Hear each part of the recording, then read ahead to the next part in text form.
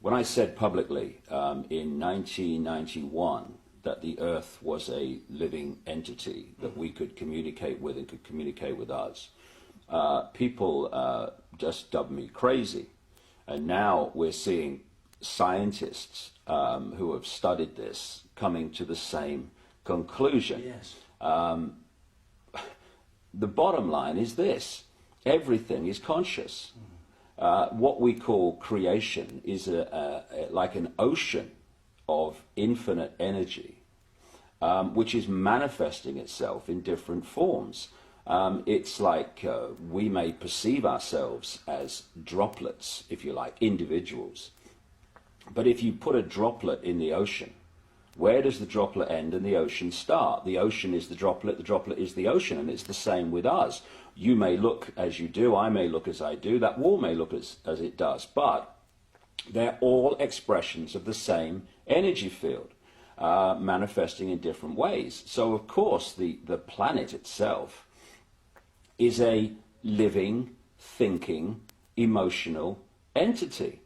And we are interacting with that energy field. And one of the things the Illuminati have set out to do and are trying ever more to do in the period we're experiencing now is to bring the vibrational state of the Earth's field, the Earth's consciousness, to as low a point as they can. Because we, as human beings, are living in that energy field. And it's very simple. If you affect the sea, you affect that which lives in the sea.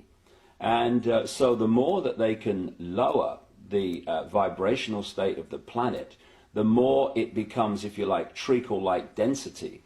The more we living in that energy field are pulled into that state. When you have the wars and the environmental destruction and all these things that cause tremendous negative emotional energy, then you are lowering the vibrational state of the planet, you're lowering the vibrational state of the people, and you're basically holding them in a vibrational prison, which makes it much more difficult, not impossible, but much more difficult for them to hold connection out into the infinite beyond, where they can be in this world, but not of it in terms of their perspective of reality. If you disconnect people and hold them in this density, hold them in this illusory reality, they are in this world and they are also of it. And therefore, the only information that they have to get a fix on how they see life themselves and reality in general is through the eyes and the ears. And who controls that? The Illuminati control that through what we laughingly call the education system, the mainstream media across the planet. And that's what they're trying to do.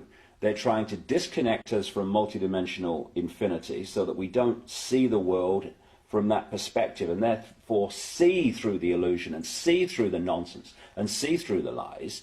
And then once they've disconnected people, they then program this lower level of our consciousness with a reality that suits them.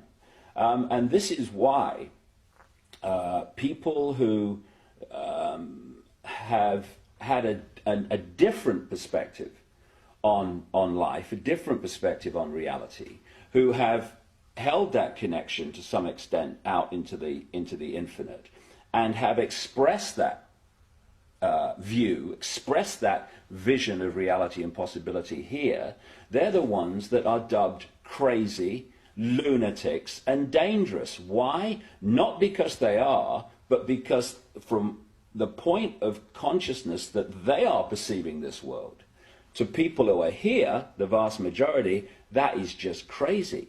I mean, if you said to people, is that table solid? They say, of course it is, of course it is. Well, it isn't. It can't be. It's made of atoms, right? And atoms are not solid. Tell me how it does that. Our minds do that by turning vibrational fields into apparently physical objects. The denser the vibration, the slower the vibration, the more dense that we decode that into what appears to be a physical object. And so someone who's out there and can perceive that sees the world in a completely different way, and because it's different to the norm and the mass norm, which is programmed into people from cradle to grave, they're just isolated and called crazy. When in fact, they're the people we need to listen to. Yeah, and, I remember Stanley Messenger. He said to me once that there are no objects, there are no things. Everything that, like for example, the wooden table, everything is an event, because once that was a tree, and in years to come that will be thrown away into a skip and it'll end up decomposing somewhere. We don't perceive that as an event because it's happening on a slow scale. But there are no things, there are only events. Well, that table was once a tree, and when it was a tree, it was an illusion. Now it's a different kind of illusion, and when it's thrown on the scrap heap and goes back to energy as it decomposes, then it will still be an illusion. And this is for me, if you're talking about how we're controlled, how the few control the many, if you can suppress the information that people receive in terms of what is possible, you to the same rate suppress their perception of what is possible.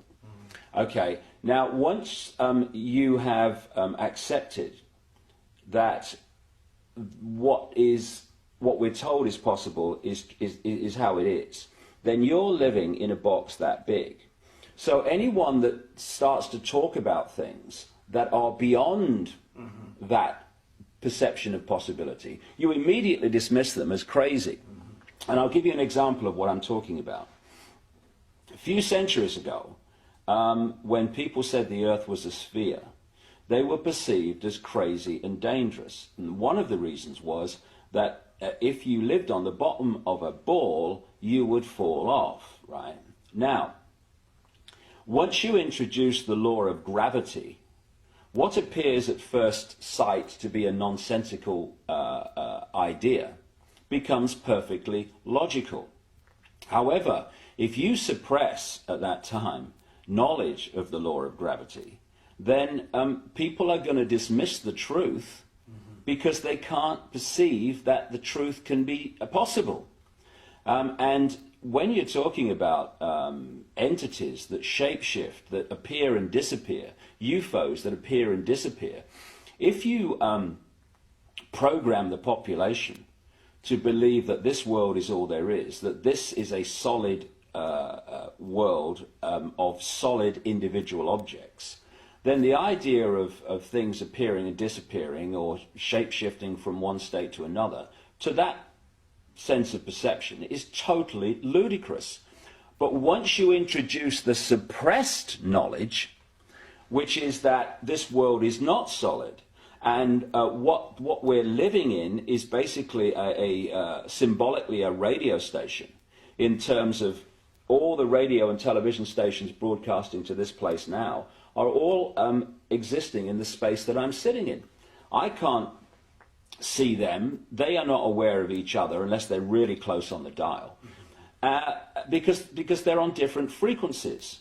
And if I'm on or something else is on a different frequency, a seriously different frequency to that wall, then I can walk through it, or something else can walk through it. Just as if I turn my radio on now, I tune into a radio frequency broadcast that's coming through this wall or this window. And so this reality that we think is so solid and all that there is actually like a radio station. And this physical body, this holographic illusion, locks us in, tunes us in like a radio to this radio station, to this reality.